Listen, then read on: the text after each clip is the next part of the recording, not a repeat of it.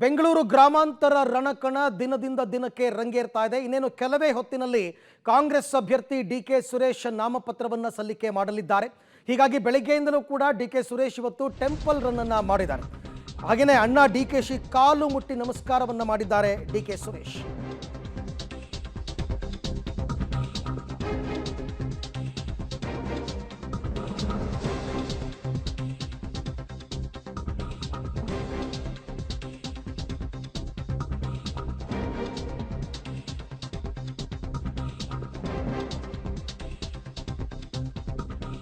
ದಿನದಿಂದ ದಿನಕ್ಕೆ ರಂಗೇರ್ತಾ ಇದೆ ಗ್ರಾಮಾಂತರ ರಣಕಣ. ಕೆಲವೇ ಕ್ಷಣಗಳಲ್ಲಿ ಡಿಕೆ ಸುರೇಶ್ ಕಾಂಗ್ರೆಸ್ ಅಭ್ಯರ್ಥಿಯಾಗಿ ನಾಮಪತ್ರವನ್ನು ಸಲ್ಲಿಸಲಿದ್ದಾರೆ. ಅದಕ್ಕೂ ಮುನ್ನ ಅವರು ಟೆಂಪಲ್ ರನ್ ಮಾಡಿದ್ರು.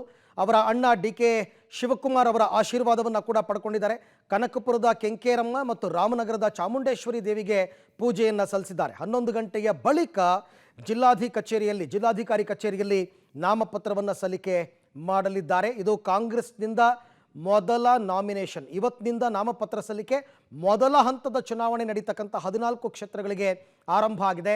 ಮೊದಲ ದಿನವೇ ಬೆಂಗಳೂರು ಗ್ರಾಮಾಂತರದ ಕಾಂಗ್ರೆಸ್ ಅಭ್ಯರ್ಥಿಯಾಗಿ ಡಿಕೆ ಶಿವಕುಮಾರ್ ಅವರ ಸಹೋದರ ಡಿಕೆ ಸುರೇಶ್ ಇವತ್ತು ನಾಮಪತ್ರವನ್ನು ಸಲ್ಲಿಕೆ ಮಾಡ್ತಾ ಇದ್ದಾರೆ. ಹಾಗಾಗಿ ಸಾಮಾನ್ಯವಾಗಿ ನಾಮಪತ್ರ ಸಲ್ಲಿಕೆ ಮಾಡಬೇಕಾದ್ರೆ ದೇವರ ಆಶೀರ್ವಾದ ಅಥವಾ ಮನೆಯವರ ಹಿರಿಯರ ಆಶೀರ್ವಾದವನ್ನು ಪಡಿತಕ್ಕಂಥದ್ದು ಪ್ರತೀತಿ.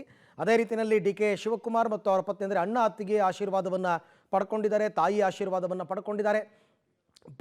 ಮೊದಲ ಬಿ ಫಾರಂ ಡಿಕೆ ಸುರೇಶ್ ಅವರಿಗೆ ಇವತ್ತು ಸಿಕ್ಕಿದೆ. ದೃಶ್ಯದಲ್ಲಿ ತಾವೀಗ ಗಮನಿಸ್ತಾ ಇದ್ದೀರಾ. ಮೊದಲ ಬಿ ಫಾರಂ ಅನ್ನು ಕೆಪಿಸಿಸಿ ಅಧ್ಯಕ್ಷರೂ ಆಗಿರುವಂತಹ ಡಿಕೆ ಶಿವಕುಮಾರ್ ಅವರು ತಮ್ಮ ಸಹೋದರನಿಗೆ ಇವತ್ತು ಕೊಟ್ಟಿದ್ದಾರೆ. ಹಾಗಾಗಿ ಬಿ ಫಾರಂ ಜೊತೆಯಲ್ಲಿ ರಾಮನಗರ ಜಿಲ್ಲಾಧಿಕಾರಿ ಕಚೇರಿಯಲ್ಲಿ ನಾಮಪತ್ರ ಸಲ್ಲಿಕೆ ಕಾರ್ಯ ಇದೆ. ಈ ಸಂದರ್ಭದಲ್ಲೇ ಶಕ್ತಿ ಪ್ರದರ್ಶನಕ್ಕೆ ಕೂಡ ಕಾಂಗ್ರೆಸ್ ಎಲ್ಲ ತಯಾರಿಯನ್ನು ಮಾಡಿಕೊಂಡಿದೆ.